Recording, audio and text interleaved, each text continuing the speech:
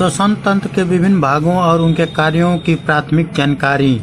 श्वसन तंत्र respiratory system शरीर में ऑक्सीजन लेने और कार्बन डाइऑक्साइड बाहर निकालने की प्रक्रिया को सुनिश्चित करता है। यह तंत्र हमारे शरीर के लिए अत्यंत महत्वपूर्ण है क्योंकि ऑक्सीजन कोशिकाओं के लिए ऊर्जा उत्पन्न करने के लिए आवश्यक होते हैं। श्वसन तंत्र के मुख्य भाग निम्नलिखित हैं। नाक श्वास तंत्र का पहला भाग है जो हवा को फिल्टर और गर्म करती है।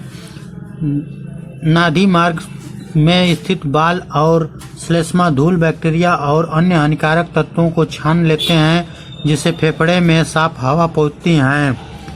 रासनी यह एक मांसपेशी नली है जो नाक और मुंह को श्वास नली से जोड़ती है। इसके द्वारा हवा गले में श्वास नली में जाती है और भोजन अन्न नली में जाती है।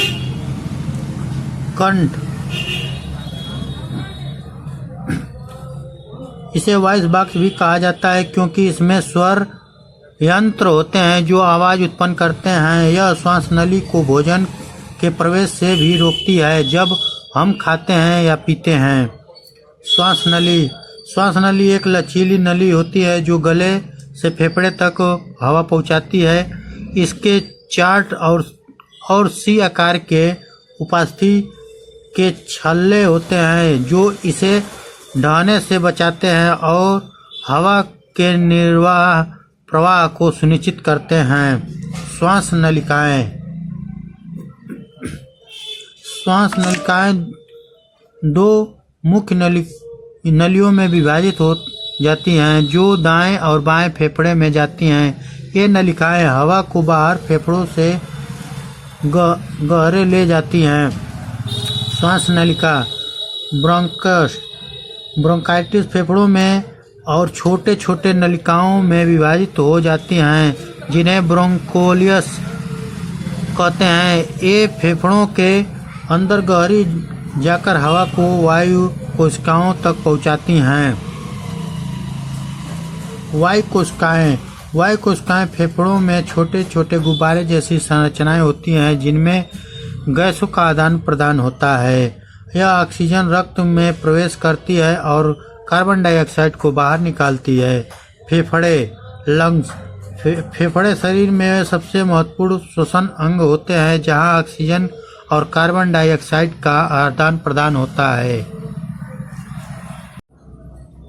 दायां फेफड़ा 3 हिस्सों में और बायां फेफड़ा 2 हिस्सों में बांटा होता है। यह हवा को निष्कासन से लेकर वायु कोशिकाओं तक पहुंचाने और फिर से बाहर निकालने का कार्य करती हैं। वक्ष झिल्ली यह फेफड़ों को घेरने वाली दोहरी परत वाली झिल्ली होती हैं जो फेफड़ों को हड्डियों और अन्य संरचनाओं से घर्षण से बचाती है। डायफ्राम यह एक पतली गुंबददार मांसपेशियां होती हैं जो श्वसन प्रक्रिया के मुख्य भूमिका निभाती हैं। यह वक्ष गुहा और उदर गुहा को अलग करती हैं और श्वास लेते समय नीचे की ओर खींचती हैं जिससे फेफड़ों में हवा भरती हैं। श्वास की शारीरिक क्रिया श्वास रिस्पिरेशन शरीर की वह प्रक्रिया है जिसके द्वारा हम हवा को ऑक्सीजन लेते हैं और कार्बन डाइऑक्साइड बाहर निकालते हैं। यह प्रक्रिया 2 भागों में विभाजित होती है।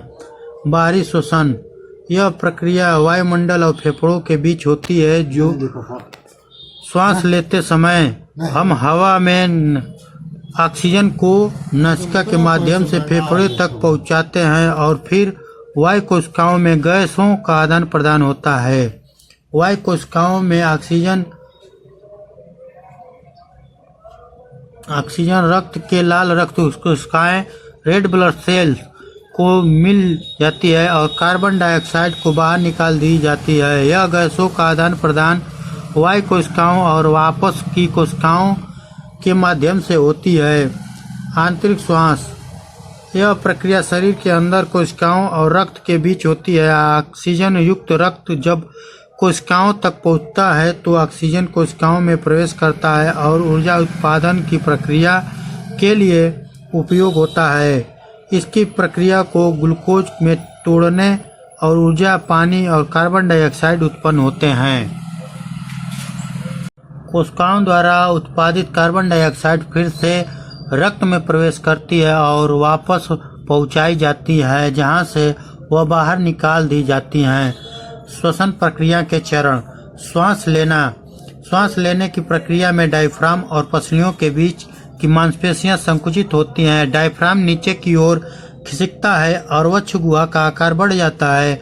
इससे फेफड़े में बात कम हो जाती है और बाहरी हवा वायुमंडल से फेफड़ों में प्रवेश करती हैं। श्वास छोड़ना।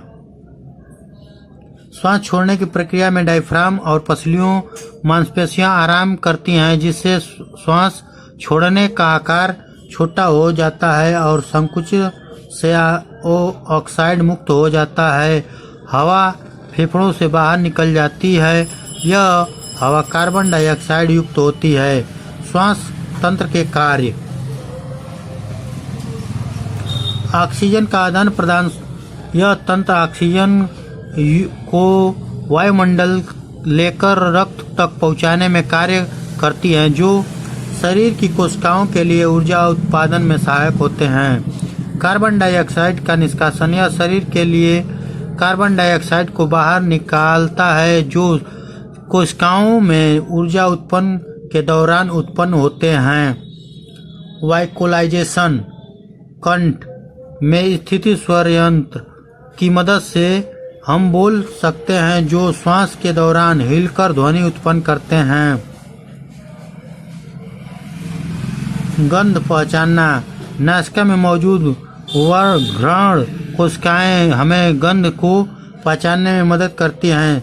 शरीर का तापमान नियंत्रण। श्वास के माध्यम से शरीर की गर्मी बाहर निकलती है, जो शरीर के तापमान को नियंत्रित करता है। निष्कर्ष।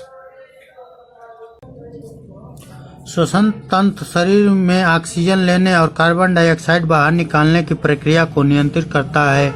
इस तंत्र के विभिन्न भाग मिलकर श्वास को सुचारू रूप से संचालित करते हैं। यह तंत्र न केवल शरीर के अंगों को ऑक्सीजन पहुंचाता है, बल्कि हानिकारक गैसों को बाहर निकालता है और शरीर को ऊर्जा प्रदान करने में अहम भूमिका निभाती है।